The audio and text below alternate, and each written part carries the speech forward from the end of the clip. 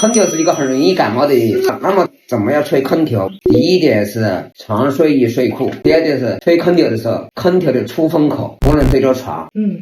第三点是这个，如果热睡觉的时候不要吹风扇，就吹空调。万一吹风扇，但是也不要对着人吹。那么第四点就是空调的温度要合适，就是小朋友床睡于睡库睡觉的时候，即使他踢掉被子，即使他人毛都不盖，他也不会手也不会凉。第五点，1+1盖被法，一条浴巾一床空调宝贝。小朋友刚刚开始睡的时候有出汗，这个时候就盖个浴巾保护胸腹部，等他入睡以后汗没有了，这个时候我们就改用空调被。